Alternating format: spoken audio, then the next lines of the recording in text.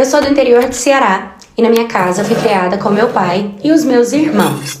Com 14 anos de idade eu perdi minha virgindade com um rapaz assim, que eu não conhecia muito, mas essa era a minha ideia, ficar com alguém que eu não conhecesse.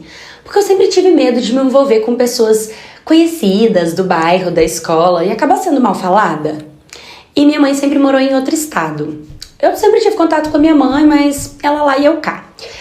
E minha irmã, ela sempre foi muito baladeira. Até que um dia ela chegou da balada com o meu irmão e ela começou a falar que um amigo do meu irmão ficou enchendo o saco dela pra apresentar eu pra ele. Só que, como eu disse, eu tinha medo de me envolver com pessoas conhecidas e ficarem falando da minha vida, porque eu era nova, né? Eu tinha 14 anos. Eu já tinha uma vida sexualmente ativa com outros rapazes. Eu fiquei enrolando esse cara aí por uns 3 meses. Toda vez ele queria me ver, marcava e eu corria. Até que um dia nós fomos nos encontrar na praça, em frente à igreja ali do nosso bairro. E minha irmã falou pra ele, olha, se você quiser conhecer ela e ficar com ela, vai na praça tal dia e tal hora que ela vai estar lá. Ele foi. A gente acabou se aproximando. Eu acabei achando ele engraçado, legal, gente boa e assim, bonito. E eu fiquei com ele.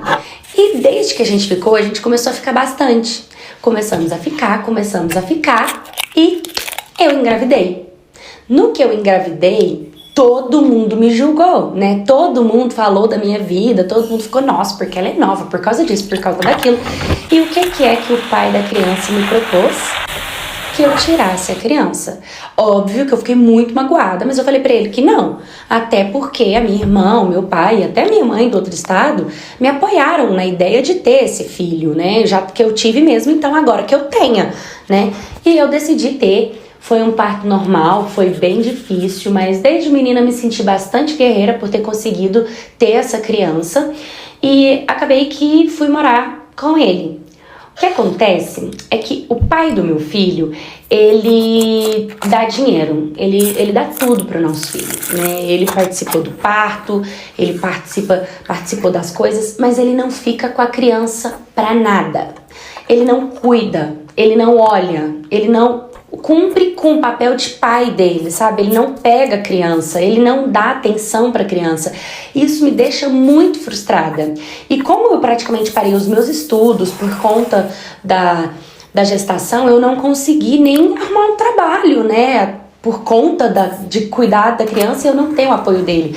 Para o pai do meu filho ficar com o filho dele também, eu quase tenho que implorar isso se eu tiver um pretexto, muito pretexto, como por exemplo, eu tenho que ir ao médico e não tem como levar a criança porque eu vou, sei lá, fazer um exame que não tem onde deixar a criança, sabe? Tipo, ele fica assim, em ocasiões muito delicadas e isso se tornou um motivo de briga gigantesco no nosso relacionamento. A gente não briga, a gente briga muito, entende? Não é uma briguinha, é brigona. Mas o pior de tudo é que todas as vezes que nós brigamos, ele joga na minha cara. Ué, se você quer compartilhar comigo, dividir comigo a responsabilidade de cuidar da criança, por que você não divide comigo o dinheiro também? Já que sou eu que pago tudo. Eu pago tudo e você cuida dele. Se você quiser que eu cuido dele, então você ajuda também a comprar as coisas da criança.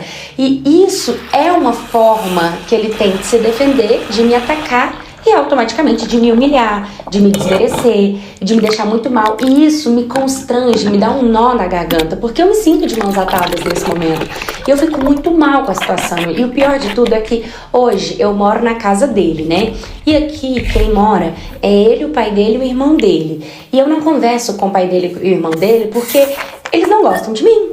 Porque eles não me respeitam. Pra vocês terem ideia, um dia eu fui fazer um suco no liquidificador da cozinha.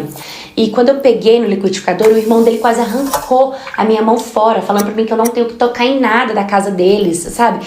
Eu me sinto muito humilhada. Então, toda vez que eu tô ali, que eles estão presentes, eu fico enfiada dentro do quarto. Eu me sinto muito mal, me sinto muito doente. Eu fico louca pra sair dessa situação.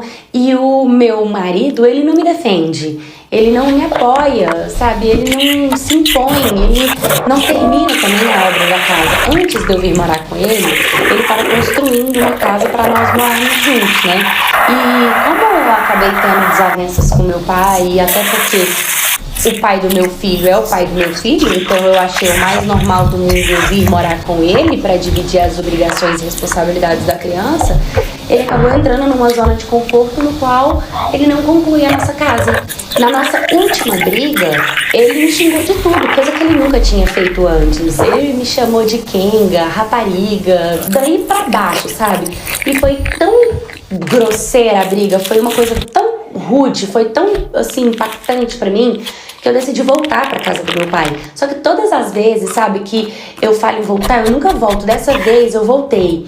E ele vem atrás, aí ele chora, ele pede perdão, ele fala que não vai mais fazer. E acaba que a gente briga e ele volta a me desrespeitar, sabe? E todas as vezes eu falo pra ele que eu vou mudar pra casa da minha mãe, que eu vou embora da cidade, porque talvez se eu for pra outro estado com o meu filho, eu consiga sair dessa situação que eu tô. O problema é que eu não tenho ajuda financeira.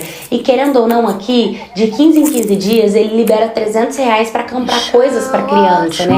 Então eu sei que com ele, perto dele, o meu filho não passa necessidade. Eu tenho muito medo de deixar ele e mudar de estado pensando em mim e o meu filho acabar passando perrengue, né? Sofrer na casa dos outros. E acaba que eu fico dentro dessa situação, aceitando ser tratada de qualquer jeito, com a esperança que a minha vida mude quando eu colocar o meu filho na creche, voltar a estudar e arrumar um emprego.